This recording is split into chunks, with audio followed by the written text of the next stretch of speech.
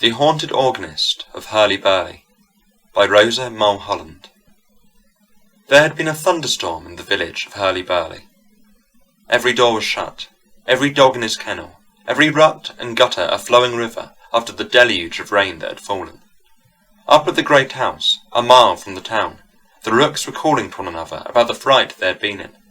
The fawns in the deer park were venturing their timid heads from behind the trunks of trees, and the old woman at the gate lodge had risen from her knees and was putting back her prayer book on the shelf. In the garden, July roses, unwieldy with their full-blown richness and saturated with rain, hung their heads heavily to the earth. Others, already fallen, lay flat upon their blooming faces on the path, where Bess, Mistress Hurly's maid, would find them when going on her morning quest of rose-leaves for her lady's potpourri. Ranks of white lilies, just brought to perfection by today's sun, lay dabbled in the mire of flooded mould. Tears ran down the amber cheeks of the plums on the south wall, and not a bee had ventured out of the hives, though the scent of the air was sweet enough to tempt the laziest drone. The sky was still lurid behind the boles of the upland oaks, but the birds had begun to dive in and out of the ivy that wrapped up the home of the Hurlys of Hurly Burly. This thunderstorm took place more than half a century ago, and we must remember that Mistress Hurly was dressed in the fashion of that time as she crept out from behind the squire's chair, now that the lightning was over, and, with many nervous glances towards the window, sat down before her husband, the tea-urn, and the muffins.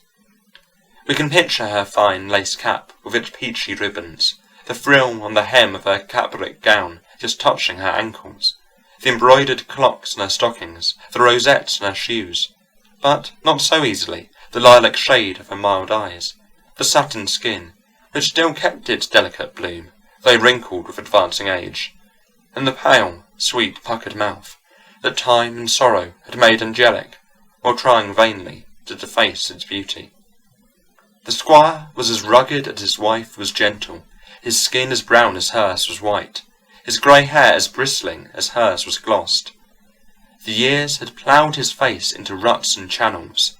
A bluff, choleric, noisy man he had been, but of late a dimness had come on his eyes, a hush in his loud voice, and a check on the spring of his hale step. He looked at his wife often, and very often she looked at him.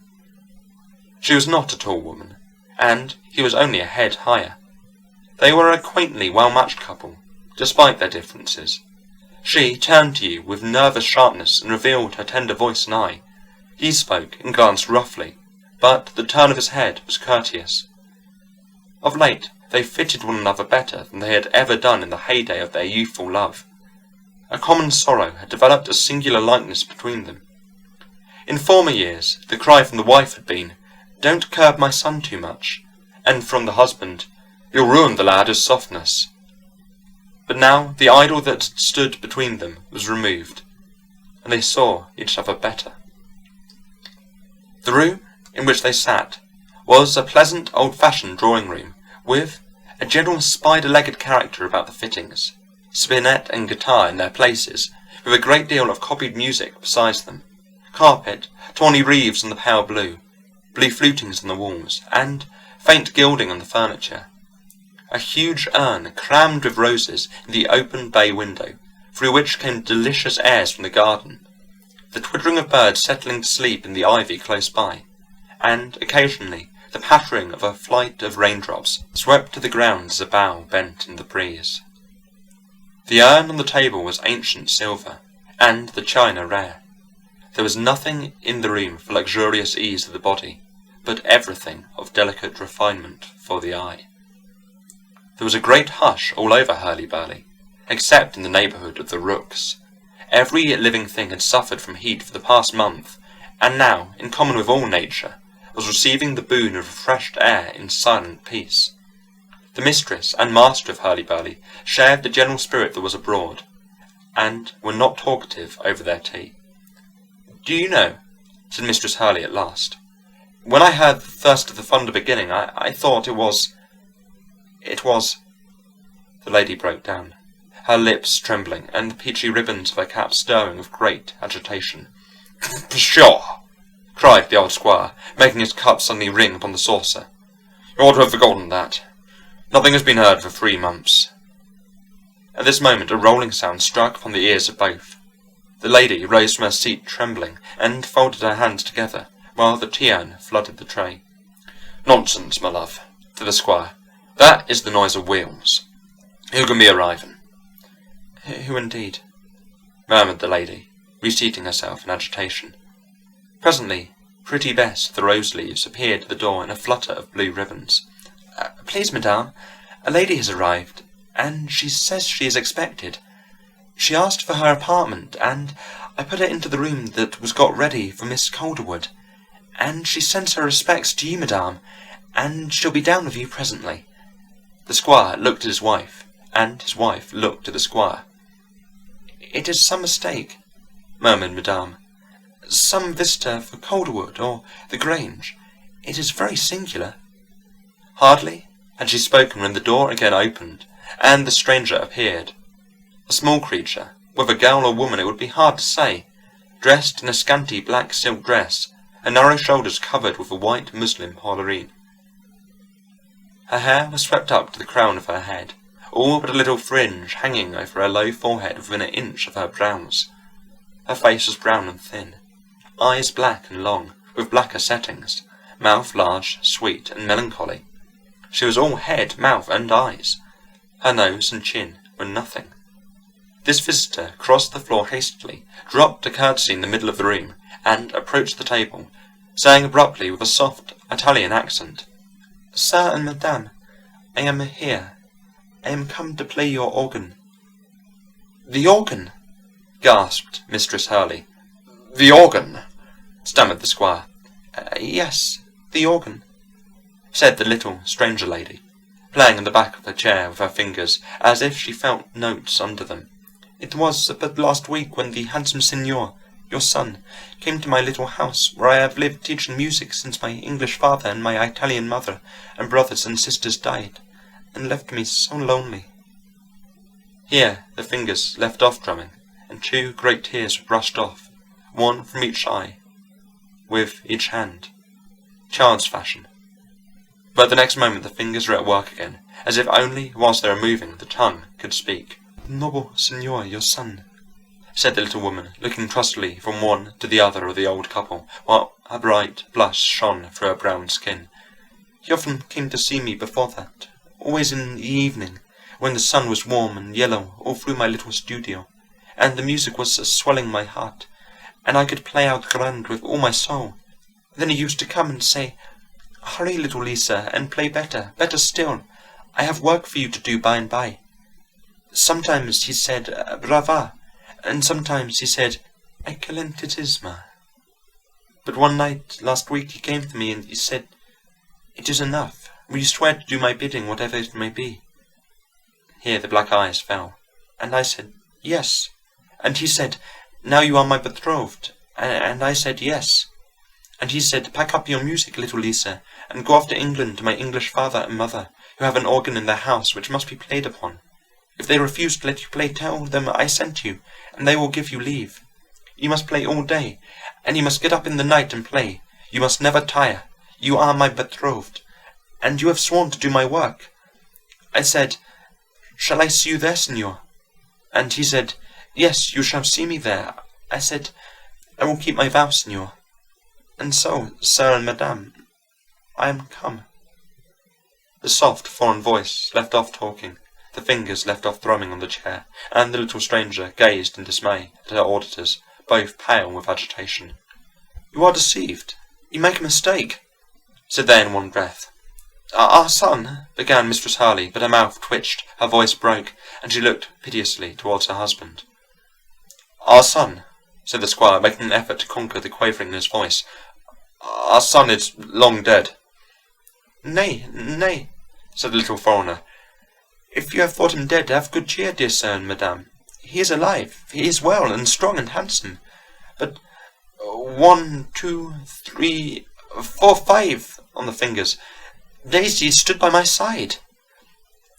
It is some strange mistake, some wonderful coincidence, said the mistress and master of Hurly Burly. "Let us take her to the gallery," murmured the mother of the son who was thus dead and alive. "There is yet light to see the pictures. She will not know his portrait." The bewildered wife and husband left their strange visitor away, to a long, gloomy room at the west side of the house, where the faint gleams from the darkening sky still lingered on the portraits of the Hurly family. "Doubtless he is like this," said the squire, pointing to a fair-haired young man with a mild face, a brother of his own who had been lost at sea. But Lisa shook her head, and went softly on tiptoe from one picture to another, peering into the canvas and still turning away troubled.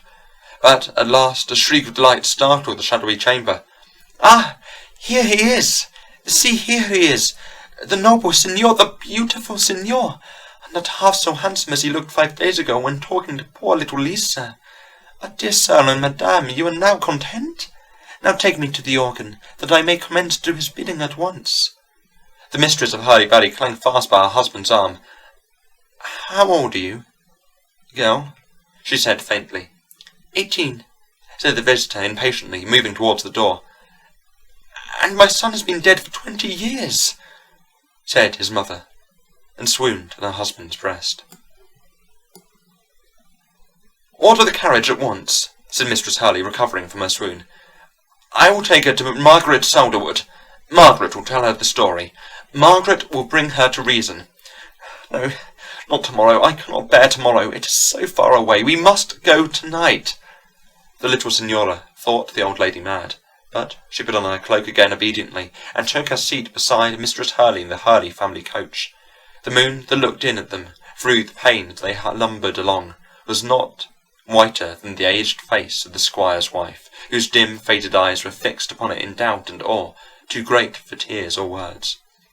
Lisa, too, from her corner, gloated upon the moon, her black eyes shining with passionate dreams.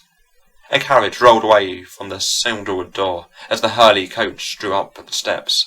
Margaret Souderwood had just returned from a dinner party, and at the open door a splendid figure was standing. A tall woman dressed in brown velvet, the diamonds on her bosom glistening in the moonlight that revealed her, pouring, as it did, over the house from eaves to basement. Mistress Hurly fell into her outstretched arms with a groan, and the strong woman carried her aged friend like a baby into the house. Little Lisa was overlooked, and sat down contentedly on the threshold to gloat a while longer on the moon, and to thrum imaginary sonatas on the doorstep. There were tears and sobs in the dusk, moonlight room, into which Margaret Calderwood carried her friend. There was a long consultation, and then Margaret, having hushed away the grieving woman into some quiet corner, came forth to look for the little dark-faced stranger, who had arrived so unwelcome from beyond the seas, with such wild communication from the dead. Up the grand staircase of handsome Souderwood the little woman followed the tall one, into a large chamber where a lamp burned, showing Lisa, if she cared to see it, that this mansion of Calderwood was fitted with much greater luxury and richness than was that of Hurly Burly. The appointments of this room announced it the sanctum of a woman who depended for the interest of her life upon resources of intellect and taste. Lisa noticed nothing but a morsel of biscuit that was lying on a plate. "May I have it?" she said eagerly. "It is so long since I have eaten. I am hungry." Margaret Calderwood gazed at her with a sorrowful motherly look, and, parting the fringing hair on her forehead, kissed her. Lisa, staring at her in wonder, returned the caress with ardour. Margaret's large, fair shoulders, Madonna face, and yellow braided hair excited a rapture within her. But when food was brought her, she flew to it and ate. "It is better than I have ever eaten at home," she said gratefully, and Margaret Souderwood murmured, "She is physically healthy, at least." "And now, Lisa," said Margaret Calderwood, "come and tell me the whole history of the grand signor who sent you to England to play the organ." Then Lisa crept in behind a chair, and her eyes began to burn, and her fingers to thrum, and she repeated word for word her story as she had told it at Hurly Burly. When she had finished, Margaret Calderwood began to pace up and down the floor with a very troubled face. Lisa watched her, fascinated, and, when she bade her listen to a story which she would relate to her, folded her restless hands together meekly, and listened. 20 years ago, Lisa, Mr. and Mrs. Hurly had a son. He was handsome, like that portrait you saw in the gallery, and he had brilliant talents. He was idolized by his father and mother, and all who knew him felt obliged to love him. I was then a happy girl of 20. I was an orphan, and Mrs. Hurly, who had been my mother's friend, was like a mother to me. I too was petted and caressed by all my friends, and I was very wealthy. But I only valued admiration, riches, every good gift that fell to my share, just in proportion as they seemed of worth in the eyes of Lewis Hurly. I was his affianced wife, and I loved him well. All the fondness and pride that were lavished on him could not keep him falling into evil ways, nor from becoming rapidly more and more abandoned to wickedness, till even those who loved him best despaired of seeing his reformation. I prayed him with tears, for my sake, if not for that of his grieving mother, to save himself before it was too late. But to my horror, I found that my power was gone. My words did not even move him. He loved me no more. I tried to think that this was some fit of madness that would pass, and still clung to hope. At last his own mother forbade me to see him. Here Margaret Calderwood paused, seemingly in bitter thought, but resumed. He and a party of his boon companions, named by themselves the Devil's Club, were in the habit of practising all kinds of unholy pranks in the country. They had midnight cruisings on the tombstones of the village graveyard. They carried away helpless old men and children whom they tortured by making believe to bury them alive. They raised the dead and placed them sitting around the tombstones in a mock feast. On one occasion there was a very sad funeral from the village. The corpse was carried into the church, and prayers were read over the coffin, the chief mourner, the aged father of the dead man, standing weeping by. In the midst of this solemn scene, the organ suddenly pealed forth a profane tune, and a number of voices shouted a drinking chorus. A groan of execration burst from the crowd. The clergyman turned pale and closed his book, and the old man, the father of the dead, climbed the altar steps and, raising his arms above his head, uttered a terrible curse. He cursed Lewis Hurly to all eternity. He cursed the organ he played, that it might be dumb henceforth, except under the fingers that had now profaned it, which, he prayed, might be forced to labour upon it till they stiffened in death. And the curse seemed to work, for the organ stood dumb in the church from that day, except when touched by Lewis Hurly. For a bravado, he had the organ taken down and conveyed to his father's house, where he had it put up in the chamber where it now stands. It was also for a bravado that he played in it every day. But by and by the amount of time which he spent at it daily began to increase rapidly. We wandered along at this whim, as we called it, and his poor mother thanked God that he had set his heart upon an occupation which would keep him out of harm's way. I was the first to suspect that it was not his own will that kept him hammering at the organ so many laborious hours, while his boon companions tried vainly to draw him away. He used to lock himself up in the room with the organ. But one day I hid myself among the curtains, and saw him writhing on his seat, and heard him groaning as he strove to wrench his hands from the keys, to which they flew back like a needle to a magnet. It was soon plainly to be seen that he was an involuntary slave to the organ. But whether through a madness that had grown within himself, or by some supernatural doom having its cause in the old man's curse, we did not dare to say. By and by there came a time when we were awakened out of our sleep at nights by the rolling of the organ. He wrought now day and night. Food and rest were denied him. His face got haggard, his beard grew long, his eyes started from their sockets. His body became wasted, and his cramped fingers like the claws of a bird. He groaned piteously as he stooped over his cruel toil. All, save his mother and I, were afraid to go near him. She, poor tender woman, tried to put wine and food between his lips, while the tortured fingers crawled over the keys. But he only gnashed his teeth at her with curses, and she retreated from him in terror, to pray. At last, one dreadful hour, we found him a ghastly corpse on the ground before the organ. From that hour the organ was dumb to the touch of all human fingers. Many, unwilling to believe the story, made persevering endeavours to draw sound from it in vain.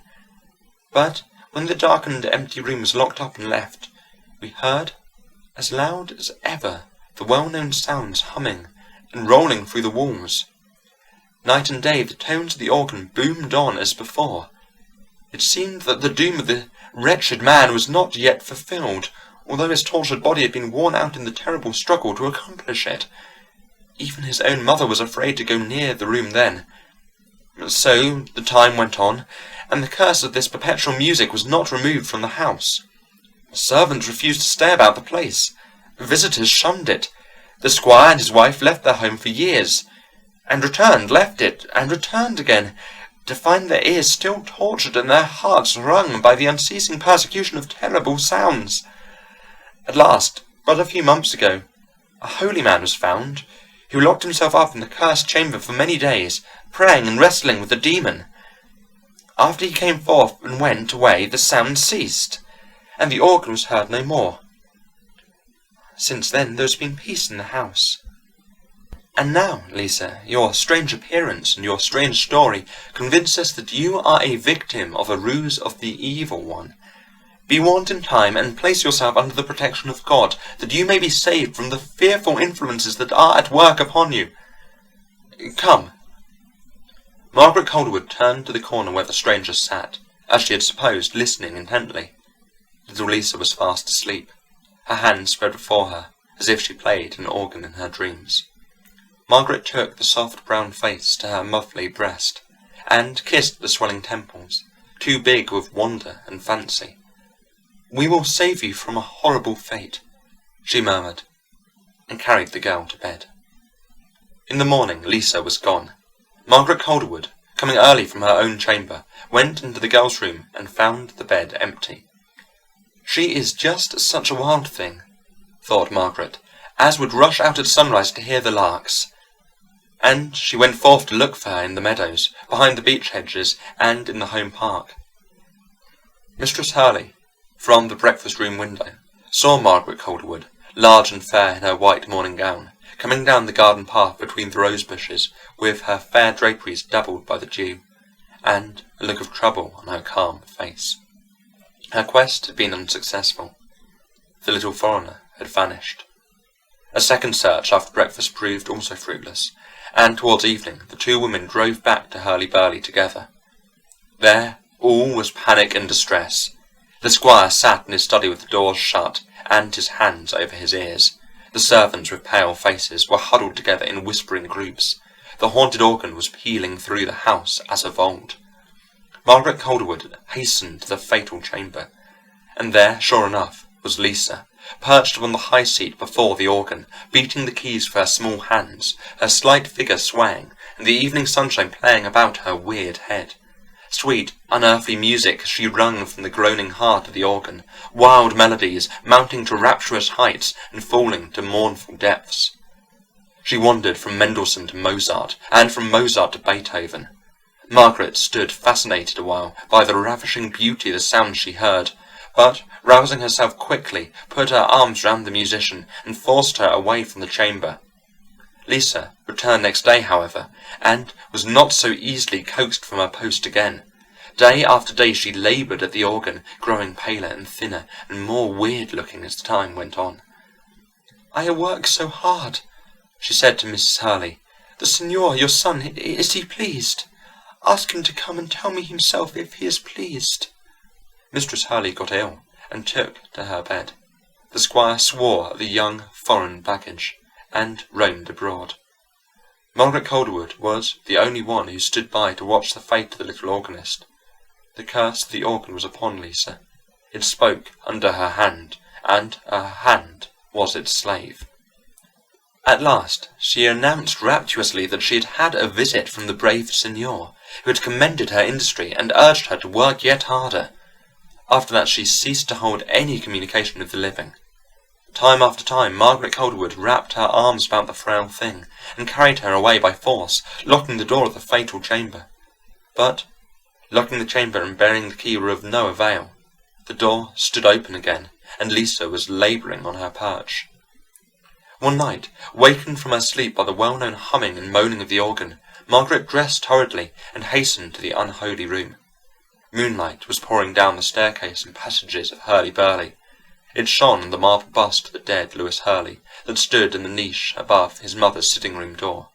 The organ-room was full of it when Margaret pushed open the door and entered, full of the pale green moonlight from the window, mingled with another light, a dull, lurid glare which seemed to centre round a dark shadow, like the figure of a man standing by the organ, and throwing out in fantastic relief the slight form of Lisa writhing, rather than swaying, back and forward as if in agony. The sounds that came from the organ were broken and meaningless, as if the hands of the player lagged and stumbled on the keys. Between the intermittent chords, low moaning cries broke from Lisa, and the dark figure bent towards her with menacing gestures. Trembling with the sickness of supernatural fear, yet strong of will, Margaret Coldwood crept forward within the lurid light, and was drawn into its influence. It grew and intensified upon her. It dazzled and blinded her at first, but presently, by a daring effort at will, she raised her eyes and beheld Lisa's face convulsed with torture in the burning glare, and, bending over her, the figure and features of Lewis Hurly. Smitten with horror, Margaret did not even then lose her presence of mind. She wound her strong arms around the wretched girl and dragged her from her seat and out of the influence of the lurid light, which immediately paled away and vanished. She carried her to her own bed, where Lisa lay, a wasted wreck, raving about the cruelty of the pitiless signor who would not see that she was labouring her best. Her poor, cramped hands kept beating the coverlet, as though she was still at her agonizing task. Margaret Coldwood bathed her burning temples and placed fresh flowers upon her pillow. She opened the blinds and windows and let in the sweet morning air and sunshine, and then, looking up at the newly awakened sky with its fair promise of hope for the day, and down at the dewy fields, and afar off at the dark green woods with the purple mist still hovering about them, she prayed that a way might be shown her by which to put an end to this curse. She prayed for Lisa, and then, thinking that the girl rested somewhat, stole from the room. She thought that she had locked the door behind her. She went downstairs with a pale, resolved face, and, without consulting anyone, sent to the village for a bricklayer. Afterwards, she sat by Mistress Hurly's bedside, and explained to her what was to be done. Presently, she went to the door of Lisa's room, and, hearing no sound, thought the girl slept, and stole away. By and by she went downstairs, and found that the bricklayer had arrived, and already begun his task of building up the organ-room door. He was a swift workman, and the chamber was soon sealed safely with stone and mortar. Having seen this work finished, Margaret Coldwood went and listened again at Lisa's door, and, still hearing no sound, she returned, and took her seat at Mrs. Hurly's bedside once more. It was towards evening that she at last entered her room to assure herself of the comfort of Lisa's sleep. But the bed and room were empty. Lisa had disappeared. Then the search began, upstairs and downstairs, in the garden, in the grounds, in the fields and meadows. No Lisa. Margaret Coldwood ordered the carriage and drove to Coldwood to see if the strange little will-o'-the-wisp might have made her way there, then to the village, and to many other places in the neighbourhood, which it was not possible she could have reached. She made inquiries everywhere. She pondered and puzzled over the matter. In the weak, suffering state that the girl was in, how far could she have crawled? After 2 days' search, Margaret returned to Hurly Burly. She was sad and tired, and the evening was chill. She sat over the fire, wrapped in her shawl, when little Bess came to her, weeping behind her muslin apron. "If you'd speak to Mistress Hurly about it, please, ma'am," she said. "I love her dearly. It breaks my heart to go away, but the organ haven't done yet, ma'am, and I'm frightened out of my life, so I can't stay." "Who has heard the organ, and when?" asked Margaret Coldwood, rising to her feet. "Please, ma'am, I heard it the night you went away, the night after the door was built up." "And not since?" No, ma'am, hesitatingly. Not since. Hark, ma'am! Is not that like the sound of it now? No, said Margaret Calderwood. It is only the wind. But pale as death, she flew down the stairs and laid her ear to the yet damp mortar of the newly built wall. All was silence. There was no sound but the monotonous sough of the wind in the trees outside. Then Margaret began to dash her soft shoulder against the strong wall, and to pick the mortar away with her white fingers, and to cry out for the bricklayer who had built up the door. It was midnight, but the bricklayer left his bed in the village and obeyed the summons to Hurly Burly. The pale woman stood by and watched him undo all his work of 3 days ago, and the servants gathered about in trembling groups, wondering what was to happen next. What happened next was this. When an opening was made, the man entered the room with a light, Margaret Calderwood and others following. A heap of something dark was lying on the ground at the foot of the organ. Many groans arose in the fatal chamber. Here was little Lisa dead. When Mistress Hurly was able to move, the squire and his wife went to live in France, where they remained till their death. Hurly Burly was shut up and deserted for many years. Lately it has passed into new hands. The organ has been taken down and banished, and the room is a bedchamber, more luxuriously furnished than any in the house. But no one sleeps in it twice. Margaret Calderwood was carried to her grave the other day, a very aged woman.